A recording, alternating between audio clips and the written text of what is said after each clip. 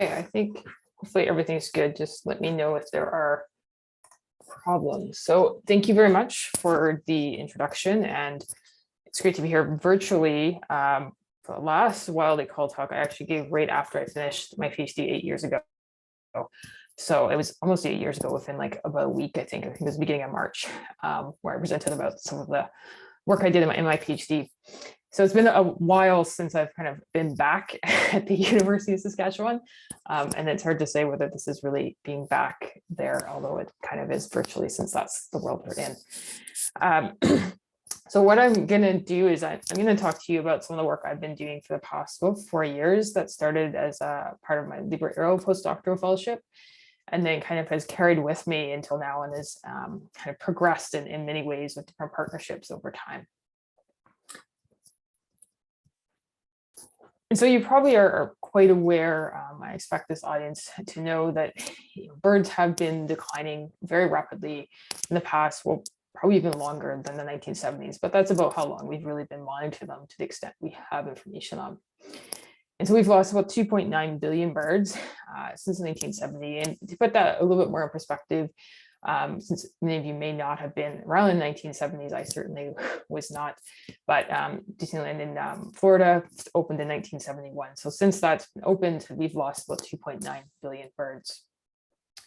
And the reasons for these bird declines are quite diverse, and birds face a lot of different threats throughout the year, throughout wherever they are. There's changes in the landscape from logging or other resource extraction processes, rapid urbanization and building up of areas, particularly in some main migratory corridors, agricultural and other land transformation, as well as direct threats such as cats and glass or windows, and vehicle collisions or other collisions that birds may have with other structures that we create. As well as now, and really for past 50 years or so, birds are also having to adapt and change to things like climate change. That is changing our climate and increasing the number of forest fires and forest fire cycles, causing floods and heat waves and extreme cold. So birds are having to change and face a wide variety of threats that are affecting their population. So what my research does, and my general research program, is it looks to conduct research that informs bird conservation and become quite applied in directing management and translating findings away from just us as scientists onto people that can actually use the knowledge to create and help them create different changes. And so I do a lot of work on life history. These are actually northern flickers for my PhD. Demographics and population dynamics of birds. I've looked at and continue to look at movement, habitat use, and migration of birds, as well as the work I'll talk about today about some of the anthropogenic effects, such as cats, or the direct threats that birds face. And so essentially what my work involves is identifying the drivers of bird declines, is where, when, and why birds are declining, by looking at them throughout the whole annual cycle, to these breeding, migratory periods, overwintering periods, and do this using various tracking devices such as MODIS or light level geolocators, and assess like where are some of these events happening that may be threatening birds, such as where and what time of year are they most likely to be impacted by cats or windows, or how other larger scale threats may be affecting birds throughout the year. But why study domestic cats? Why them in particular? Why are we most concerned about them? Well, some of you might have seen this figure that came out in Avian Conservation Ecology back in 2013, a major assessment, the whole journal article about the threats that birds face, and really trying to quantify the direct threats. By direct threats, I mean things that we can measure. So this doesn't include massive habitat transformation, it doesn't include climate change, but things that we can actually say where we have monitored or can assess the actual number of birds that are killed by something. And so cats come out as the #1 source of bird mortality, direct measure of bird mortality in Canada. And this is actually the case pretty well around the world. There's several other countries, including the US, Australia, and some places in Europe that have done similar types of assessment and have found that cats kill more birds than any other measure that we can measure. So every single one of you has probably come into a presentation with some sort of bias or perception about domestic cats. You may have a cat sitting next to you at your computer or your feet, or or running around your house, probably causing terror or just doing what cats tend to do. Some of you might not like cats or have other perceptions about cats. And I just want to acknowledge that we all have different views and that how we think about cats often shape even how we think about them in an ecological context. And so my perspectives on what I'll be talking to you about today come from thinking about cats that are outside and the roles that they play in our ecosystems, both good and bad. So domestic cats evolved relatively recently from African wildcats. That's about 10,000 years ago, and that's quite recent in evolutionary timescales. And what that means is that the domestic cats that we have in our houses, that we have on our streets, have very many of the similar traits to African wildcats. And it doesn't matter if they don't look like they have the same plumage as African wildcats or pledge colors, but it doesn't matter if they're an orange cat or a white cat. They all have a lot of the similar traits in terms of their body structure, their ability to hunt animals, and in many cases, the way they behave as well. And so this means that cats have a very wild component to them because they have a lot of those ancestral traits that are much different than other domesticated animals such as dogs or cows. They still have this very wild component. And it's really important to acknowledge that component when we think about cats. And a group in the UK has coined them wild companions because they have these wild components to them or these wild behaviors, yet they're also our companion animals. And historically, and also still in many places in the world, they're still seen as pest controllers, but they have this other dual role also as a companion. So cats have dual social roles as companion and pest controllers. And the problem with cats, and I'm not talking about cats that you have inside that you never put outside, and the majority of Canadians do not put their cats outside, but a small portion do, about 20 to 40%, depending on where you are. And the problem is when the cats are allowed outside, not only are they hunting wild animals, but they're able to reproduce if they're not spayed or neutered very quickly. So a single cat that's unspayed has a litter, for instance, of 4 kittens, and their gestational period is about 5 months. And it takes about 6 months, 5 or 6 months before those cats are able to reproduce themselves. And so cats are able to, their populations grow very, very rapidly, and they don't need human intervention. So unlike other domesticated animals, cats can persist without humans. And so very quickly, by someone putting their cats outside, someone dumping their cat or abandoning their cat, or even feeding cats that don't have owners, can allow populations of cats outdoors to grow very, very quickly. And many people believe, and certainly justifiably so, that there are a lot of benefits to putting cats that you own outside and allowing them to grow freely because of this wild component. And so cats, when they're outside, they just naturally engage in the behaviors that are most natural to them, such as climbing and scratching and hunting, which is a natural behavior for cats, and spraying, for instance. And allowing them to do this helps reduce unwanted behaviors in the home. And it can also provide people a deep connection to nature. A lot of people, particularly in urban areas, don't have a connection to nature that we often long for, whether we realize it or not. And sometimes cats that are outside and maybe come to your back door or wandering around your neighborhood make you feel more connected to nature. And so there are certainly benefits to cats being outside, although there's also a lot of negatives. In my impression, these negatives really outweigh the benefits. So cats, they kill wild animals, and these are images from some of the work that I've done of a cat here in Vancouver has captured a Pacific wren in its mouth, and a cat that has captured a rabbit. This is in the city of Guelph, Ontario. And the rabbit is about the size of the cat. So they kill many, many animals, even more mammals than they do birds. Cats can also spread disease, and they can spread it both from capturing an animal, such as if they catch a bat, they can transmit various diseases to people. And we can also spread disease to cats that can then transmit it back into wildlife populations. And this is certainly quite a big concern currently with COVID, as well as a wide variety of other diseases or parasites. One being toxoplasmosis gondii, which is highly prevalent throughout the world and is spread by cats. So there's a lot of concern for a wide variety of different diseases that cats can spread. I think it's over 140 diseases or parasites that they can spread. Cats also cost a lot to society. A recent paper in Science quantified various invasive species, and in this context, cats were considered an invasive species. And so they were third, only to mosquitoes and to rats and mice. And this is the damage, the costs of cats. So this is sort of the ecological damage. They're quite costly. Cats that are outside also face numerous welfare threats and risks. It's quite common in North America for cats to be captured and injured or consumed by coyotes. They can also be hit by cars. This is quite common and happens a lot more than I think people realize. And certainly in some parts of Canada, particularly in Saskatoon, where it gets quite cold, cats in the winter, if they don't die from the cold, they sometimes lose their ears, their feet, or their tails. So there are a lot of really major welfare concerns with allowing cats to be outside. And of course, also transmitting disease between other cats too.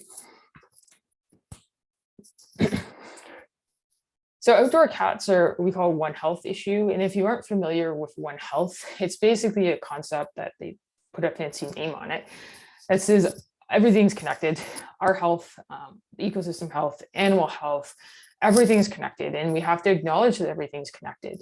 And thinking about things in a One Health framework or context involves acknowledging these interconnectedness and also working with different groups or people that frame in all these different sides. So think about ecosystem health, health of animals, and health of humans. And so cats fit in this because of the wide range of issues surrounding outdoor cats. They have a multitude of issues for our health. They affect ecosystems through their hunting, direct hunting animals. They also affect potentially other animals, of course, that they're hunting. So there's wide scale impacts of domestic cats. And this means that there are really many groups and people that care about domestic cats. We have people like many of us who are cat owners or love cats, people that work in shelters or veterinarians that are working directly with either cats that people own or cats that don't have owners. People that can affect change. Sometimes domestic cats come up as an election issue. It's rare, but it does sometimes come up within municipal governments. And of course, ecologists and epidemiologists and people that are concerned about birds and other animals and the impacts that cats have, and the general public that can have a wide diversity of viewpoints on cats, both positive and negative. So issues surrounding cats are exceptionally complex, as well as how we manage them, how we think about managing them. And really, when you think about managing them, there's a couple different sides. We have own cats that people own. And so we have a large degree that we can do to help manage and prevent cats from causing other issues to the environment and to our health. If a cat, for instance, that you own, and it's really, really hard to convert them to being indoors, or you have strong disagreements of allowing them to be only indoors, there are devices that you can put on your cat to help reduce the number of birds that they kill, although there are, of course, other risks if your cat's outside. You also manage access or control of allowing cats outside. You can have a fence. I've certainly seen people that have had invisible fences that constrain their cat to a small area of their yard. Or they have a catio or other enclosure, or catio is just a fenced in sort of patio. Or allowing cats on leashes that are learning to walk on leashes, which is possible and does take time. In addition, providing increased enrichment. And so this is getting at the question of, well, how can we make an indoor environment much like what they get outdoors so that we can help cats engage in their natural behaviors. But what about the cats that don't have owners? And there's many cats that do not have owners, and I just refer to them as unknown cats. And this is where we're getting at some of these population level control type issues of, well, how are we going to control them? Is it going to be through lethal control, which tends to have a lot of public discourse, of not always that common, particularly in North America. There's a lot of people quite concerned about lethal control, and non-lethal control has just as many, if not more, people concerned, partly because one of the methods involves trapping, neutering, and releasing, or sometimes vaccinating or rehoming in a good case scenario, cats. And so trap, neuter, release, TNR, as it's called, is quite controversial because, of course, for all the many reasons, if a cat is still allowed to persist outside, they still hunt wildlife, they still have a lot of welfare risks. And there's also not strong evidence to suggest that TNR actually works at managing populations at a broad scale. It may work at a small scale, for instance, in the level of a barn, but not when we're talking about whole populations of the city. So working with all these different groups in the complexity of cats really requires unique processes. People don't always agree, and they don't always like to try to get along, or they think there's going to be conflict, particularly when it comes to cats, which are highly, highly polarizing. And so one of the approaches that myself, as well as many others in Canada, have been working on is this concept called translational ecology. And what translational ecology is essentially a set of 6 principles that helps to guide how we can set up collaborative processes to work together to develop and conduct research that addresses complex like sociological, ecological, and political aspects of the environmental problem, or often referred to cats as a wicked problem, something that's really, really challenging to solve, but does require people communicating from different groups. So what we've been doing in Canada, and this has started almost a decade ago with from nonprofit sector, with Nature Canada, as well as the Stewardship Centre for British Columbia out in BC, developing cats and birds campaigns to try to address this cat issue. And what a lot of the work both those organizations have done, with Stewardship Centre for British Columbia being more local in Vancouver, while Nature Canada at a national scale was trying to bring all these partnerships together. And so bring groups from humane societies and animal welfare and veterinarians and academics and municipal governments, and trying to get them together to actually try to figure out how we can solve this cat issue and how we can work together to have similar messaging around cats. And so this has involved many meetings and collaborative meetings through collaboration developing of local and national level advisory committees, having open invitations. Meetings are relatively open invitation in the sense that as many groups as possible are invited, and it's up to them if they want to attend. Individuals involved are engaged for a long term, and knowing that relationships take a long term to build. These aren't something you can just walk in and build overnight. They can sometimes take 5, 10, 15 years.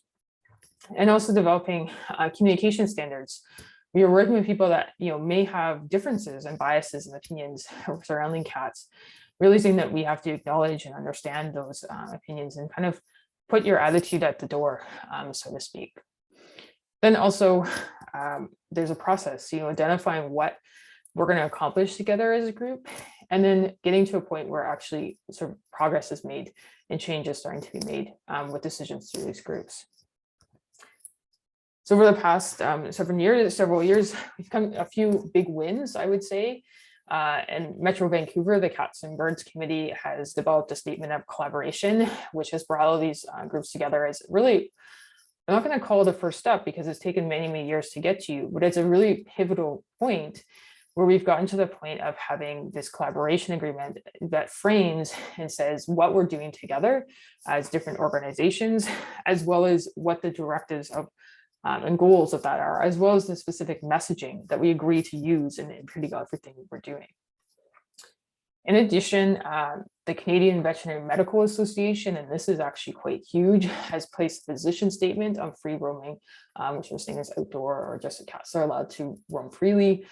Cats, by saying we have to acknowledge all the different problems with cats that are outside, and also pretty well stating that they highly recommend that veterinarians tell their clients to keep their cats indoors. And so this is a very big pivotal moment because veterinarians are very critical in getting messaging across to most people about cats, and they're very trusted. In addition, many of the SPCAs in Canada have also released position statements about cat welfare and outdoor cat welfare. And many of them, most of them, not all, support strongly keeping cats inside. And so again, this sort of unified messaging that has come from the development of this translational ecology principles, but also these collaborations amongst groups of listening and understanding and trying to understand each other and finding common ground, that we want to reduce the number of cats that are outside. So in addition, when I started working, working with some of these groups for almost 5 years ago, there was a lot of information that they needed. There was sort of like, we need all this other information about cats because we don't actually have research in Canada on cats, aside from the one study that kind of quantified the amount of animals killed by cats a year. There wasn't really much, if any. It was actually one paper on outdoor cats in Canada at the time. And so when I start working with a lot of stakeholders, it's a bit of a challenge sometimes as a scientist of going, well, where are the knowledge gaps that we see in the literature, but also what they need? And luckily there were actually pretty big commonalities. And when we look at this figure again, that I showed right at the beginning of my talk, with cats killing 100 to 300 million birds a year, and we can zoom in a bit to this and see 100 to 350 million birds per year is a very large scale. It's a very big confidence interval, so there's a big range in these numbers. And identifying why this range is there, or trying to tease this apart to get to a much more specific range is very helpful, and is what a lot of people have been asking for. And what this number comes from is essentially two things. There's a little more complexity to that, but it's essentially the number of unsupervised outdoor cats, which in Canada is about 6 to 10 million. And we don't know a number of this. We actually have no idea how many unsupervised outdoor cats there are. And the only information we have on this is coming from shelter intake levels, number of cats that are coming into shelters, which is not, it's not a measure that really tells us much. And we don't have any licensing for most municipalities don't have licensing for cats. Some do, but most don't. And so we don't have an idea. We just have rough estimates on this. In addition, the number of birds that are killed by cats, we have no studies in Canada. The closest study is down in the southern US, in Georgia. And the rest of the world, there's wide variation in the number of birds that cats kill per year, and it seems to be geographically different. And so that some areas cats will kill more birds than other areas, and also different types of cats. For instance, males or females might also kill more birds. And so this gives us the estimate of the number of birds that are killed by cats. And so there's basically, it's hard to get a good estimate when we don't have good information to go into it. So what I've been really hearing is not only do we not have this information, but this question that I hear a lot from people, well, is there actually a problem in our neighborhood? And if there's so, well, where are those cats and how many are there? And then as a next step of, well, if we actually do anything, is it going to be effective? And the other thing is, well, how do we know cats are killing birds in our community? Which is a very legit question, because we don't actually know that. Like, we know cats kill a lot of birds, but given what we know from other countries and a large number of studies looking at what cats are killing, it's not necessarily always birds. And so it is important to know whether there are cats that are hunting birds in different communities. And then, of course, at broader scales, certainly now the federal government is, well, are cats killing native species of birds, and there are species at risk? And so if you know this information, there's a strong ethical obligation for municipalities saying, well, if there is an actual problem with cats, if there's a problem with this, to do something.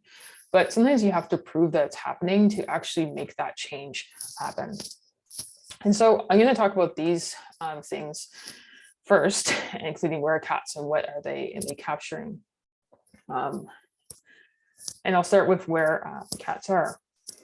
And so I've been really lucky. When I started this work, there was almost like this, people just wanted my help to get going with a lot of different research in Canada. So I started out in Guelph, Ontario, trying to get an idea of where cats were in the city of Guelph and surrounding areas.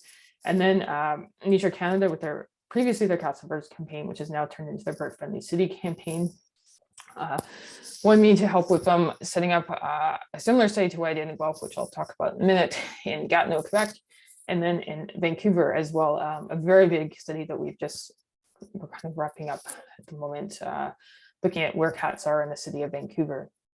And so this actually ended, although these are sort of individual separate studies, it's ended up in a really nice comparison between 3 different cities in Canada, looking at where cats are. So Guelph, Ontario has about 130,000 people. It was a pretty small city. It has a cat licensing bylaw that was introduced about 6 or 7 years ago. It's actually up for debate, I think, pretty soon within the municipal government. And Guelph's a city surrounded by agricultural areas. Vancouver, much, much bigger, obviously, than Guelph, Ontario. It has no cat-related bylaws, and it's a very densely populated city. I think it's the most densely populated city in Canada. And Gatineau, Quebec, which is kind of the middle between these cities, and has also a very different geographic lay, with sort of residential areas surrounded and interspaced with a lot of agriculture and green spaces. It also has a cat no roaming bylaw, so people are not allowed to they're not allowed to have their cat roam freely, although it's not actually enforced.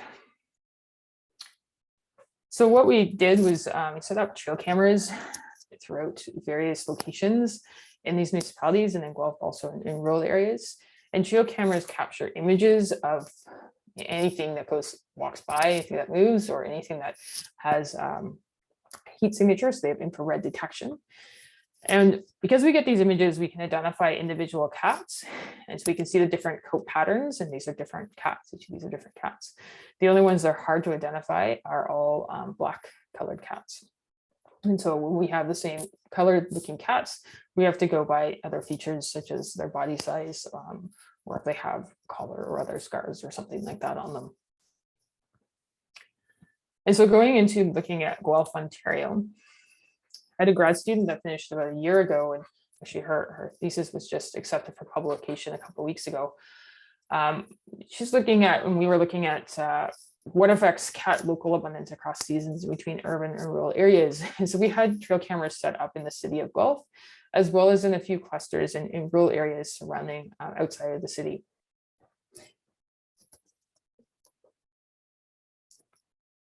And so what Hannah in her thesis Hannah Clyde in her thesis was looking at how cat abundances vary with seasons and differences between these different landscape types.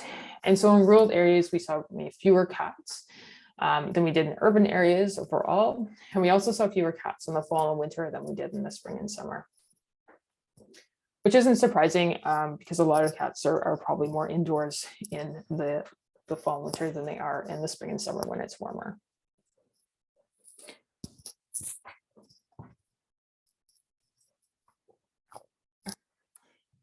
And what we found was the affected cat abundance in the summer, in the spring and summer, was if we were close to buildings, if our cameras were placed close to buildings. So basically, if there were more cats close to buildings. There are also cats that tend to be farther away from agriculture. And so we tended to, which probably is related to our rural areas where we didn't have all as many cats in the rural areas.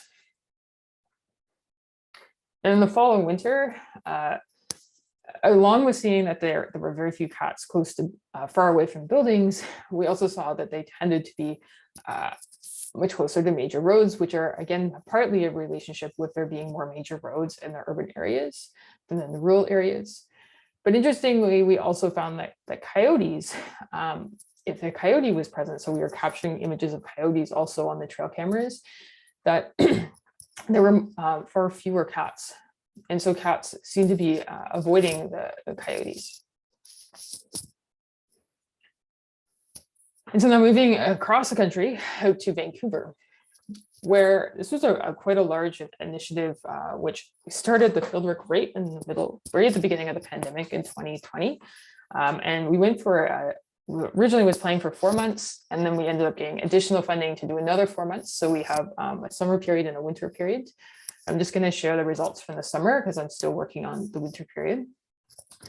But this was a large, mainly led from the Stewart Center for British Columbia, who had a technician, Jalen Bastos, ended up conducting all the field work on the ground because I was supposed to help out with it, but unfortunately with COVID, I couldn't fly across the country at that time to help. And it was also led by Environment and Climate Change Canada. And a lot of this work was decided on by the Vancouver Cats and Birds Committee, that one of the needs was to identify where cats were in Vancouver so that they could then begin, and which is now beginning, an education program in certain neighborhoods as sort of target neighborhoods to see if an education campaign is actually effective at trying to reduce the number of cats. And so these are trail cameras from the summer across the city of Vancouver with a number of different locations. And what we found was in the summer, cats tended to avoid areas of the city that had parks. And so we didn't tend to see cats either adjacent to parks or in parks. And so these are open areas, are all the parks, and cats are basically everywhere, except for they didn't tend to be in the parks. So there are very few cats in parks. We also saw much lower effects, but also some minor effects with income. And so that there are more cats in low income neighborhoods. And down here is just showing the differences in the income. So lower income is darker down here, and more cats is darker up at the top. And so there are a few lower income neighborhoods that tended to have a few more cats, although this relationship was not nearly as strong as that of parks. And then also areas with higher population densities, there are also more cats, which isn't surprising, as we tend to see this more people, there tend to be more cats because more people are playing their cats outside. And so we use this information to figure out, well, what neighborhoods we could try for targeting education campaigns. And so this neighborhood, Hill neighborhood in Vancouver, has been selected for the education campaign, partly because it tended to come up a little bit stronger with all of our models as being one of the neighborhoods that has a lot of cats, as well as a lot of people that might be able to affect. In addition to looking at cats, there's also a fair bit of work that's been led by Dr. Harold Eister, who at the time was a UBC PhD, is now at the University of Vermont, where he's working on this data set. He collected point count data from across the city of Vancouver, as well as into Burnaby, that we're hoping to relate with the cat abundance information to see if there's certain areas of the city potentially, or predictive birds that may be more at risk to cats as well. And that may also inform some of the future directions of management for cats in the city. So I'm moving all the way back across the country to Gatineau, Quebec, where Nature Canada was really interested in trying to develop some sort of program, some sort of research that people could do to be incorporated into the bird friendly city program that they have, which is an initiative to it's a certification of cities to call themselves bird friendly by engaging in different activities. And one of the activities is actually trying to reduce the number of cats. And so they wanted to develop some protocols that citizen scientists could use to actually get some information. And it could be one put into these bird friendly city campaigns, but also used on the ground by different municipalities to understand the magnitude and locations of problems with cats. And so Gatineau, Quebec, as I mentioned before, is a bit of a unique city. Gatineau is sort of north of the river, and has a lot of these different neighborhoods surrounded by some of these bigger gaps. So this allowed us to actually get cameras in a lot of different habitats that certainly did not have in Vancouver. So a lot of these more forested areas. And much like all the other locations that we've been looking at, a number of buildings, there's certainly more cats, and so more people, more cats. If you can see here, so the darker areas are where there's more cats. There's also in lower income neighborhoods, there are also more cats. In particular, some areas of, I think this is like downtown Gatineau, there were a lot more cats predicted. And cats tended to avoid major roads, and this is sort of a contrast to what we saw in Guelph, but at the scale that we are at, this actually makes a lot more sense that there are cats that they just tended not to be near where there are major roads. And there are also far more cats in residential areas compared to forested areas. So there are no major roads, there tend to be more cats. In residential areas, there are more cats. And so we've identified a lot of patterns across Canada with these different cities. For instance, there are fewer cats in areas with predators or high risks of mortality, such as roads. Cat local abundances are also strongly positively related to the number of people. So there's more people, there tends to be more cats. There are people around buildings, there tends to be cats. More cats are also in lower income neighborhoods, which there's many reasons for that. There's often cats that just live in lower income neighborhoods that don't have owners, and also a lot of people that put their cats outside more frequently in lower income neighborhoods. And also we found large variation in the local abundances, and so these are the numbers of cats at a camera across the seasons, neighborhoods, and cities. And they're actually the most cats in Gatineau, Quebec, which is a city, as you may recall, also has a no rowing bylaw. and probably similar numbers of cats in Vancouver as Vancouver as Guelph. So Guelph, I think, has slightly fewer probably per capita cats than Vancouver. And of course, we see some of the differences between the seasons. And in Vancouver at the moment, we're actually seeing the opposite effect as between the seasons as we are in Guelph. And so more cats are actually, we're seeing that there's more cats in the winter than the summer. And so far I've talked about how we're trying to assess like where are the cats and whether there are free roaming cats in different communities. And now looking at this next question of how do we know cats are killing birds in our communities and whether they're killing native species or species at risk. So estimating the number of species and the number of animals that cats kill and capture is not an easy thing to do. In some places, they looked at stomach contents. In Australia, for instance, there are culling programs of cats because they basically are just an invasive species throughout the outback that is killing a lot of animals. This is the stomach contents from one cat, so it's less than a 24-hour period. And this cat specialized in eating bats. And so each of these little parts is a single bat. So I don't even know how many bats there are on here, but a lot. The other method that is used is owner surveys of what cats bring back. And so people will record what animals the cat's bringing back to them. But cats don't eat everything that they catch. They are a species that hunts for fun. This is not certainly common across carnivores, but it is for cats. And they don't bring everything back to their owners, partly because sometimes they eat it, sometimes they leave it, and sometimes they release something that they've captured but haven't killed yet. And so to eliminate some of these biases, really have to see what the cat's seeing, and cameras are the way to do this. And so we've developed, myself and my team have developed cameras. We started with a camera that's about the size of a deck of cards and quite bulky. And then we got additional funding to make this camera much, much smaller. So now it's about the size of an extra large egg, so it just fits in the palm of your hand.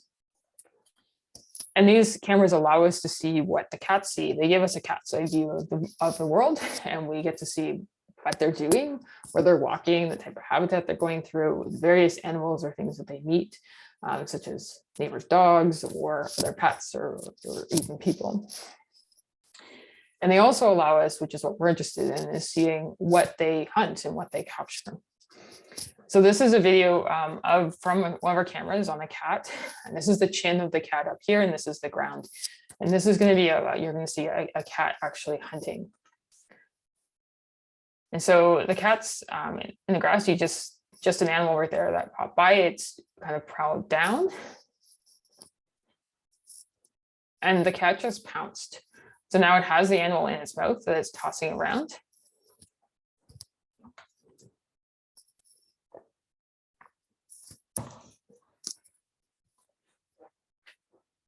It's still tossing it around. And it's an eastern chipmunk. So cats kill a wide variety of different things. We've amassed over 1,000 hours of footage, which takes a very, very long time to go through. Every hour of footage takes us about 3 hours to look through. So it's a very time-consuming project and people-consuming. So we have a team of undergrads helping us work through this, as well as a master's student kind of helping to direct it. So far, we viewed about 10 to 15% of the footage, and we've recorded so far 2 birds. Here's one of the birds. This is a juvenile robin, a rabbit, 3 chipmunks, and many, many small rodents. So these are voles and mice and shrews. And here's a vole here. And again, eastern chipmunk. And I'm co-supervising a master's student, Marley Pyatt, with Dr. Ryan Norris at the University of Guelph. And she originally her thesis was going to be maybe looking at this Catcam footage and trying to quantify the animals that they're capturing. Unfortunately, we found that we ended up so much footage that wasn't going to be feasible in the time span of her work. But we also had GPS trackers on the cats. And so her master's thesis is going to be looking at habitat use and home range sizes of different cats. And there's actually a lot of very interesting variation in home range sizes of cats, which I think is going to be really, really neat when she's kind of working through this data at the moment. Here's one cat, for instance, that has its home range is half a block or so, and another cat that never leaves its yard. And so there's a lot of variation in the size of home ranges of these cats that we're seeing. And that can certainly have impacts on birds as well. So there's a lot of future work that my team and myself are doing. I have a graduate student starting now. She'll be starting fieldwork in a couple of weeks. The Okanagan Valley of British Columbia. Olivia Wilson is a graduate student at the University of Northern British Columbia, supervised by Dr. Erin Braywald and myself. And she'll be looking at the impacts of cats or risks of cats to birds and bats in the Okanagan Valley, and trying to do something similar with trail cameras again, of seeing, well, where are we finding cats in the Okanagan Valley? Are we finding them in some of the protected areas? Are we finding them in some of the vineyards and the agriculture areas? What about some of the smaller cities in the Okanagan Valley? And that's quite relevant in this region of Canada due to the high number of species at risk. So I'm really excited to see what her work will pan out in the next several years, as well as bringing the next feature of trying to bring these cameras out to the western part of Canada, probably also in the Okanagan Valley, but also in British Columbia, where I'm now situated. And so I don't just study cats, and I think I always like to mention that because sometimes I just get classified as this cat researcher. I generally study threats to birds. That does include windows. I'm doing some work with David Green at Simon Fraser University on window collisions. A large portion of my mandate and my work involves looking at urban bird ecology, which I'll be doing a lot of local ecology work in Metro Vancouver and Vancouver area, looking at differences in avian life history and my movement and migration throughout the year, which will hoping to inform some of the tree planting policies and where trees will be planted in the lower mainland of British Columbia, as well as I work with forest birds and assessing how they're being impacted by logging or changes from forest fires or other different practices or other different issues in Western BC. So there's a lot of people to acknowledge and recognize that is really massive, as well as a lot of funding, different funding sources and organizations that we've partnered with over the years. And I always like to just end on this slide. If you have a cat, there are many, many resources out there to help enrich your cat's life and provide it with a good environment in the home. And I certainly support an at-home environment, creating that home environment for cats, but also recognize that sometimes it can be really hard if a cat has never been indoors all its life to convert a cat. There are many, many things you can do and a lot of resources out there to help create environments that are very similar to what they experience outdoors, that make have a very enriching life. And with that, I will say thank you.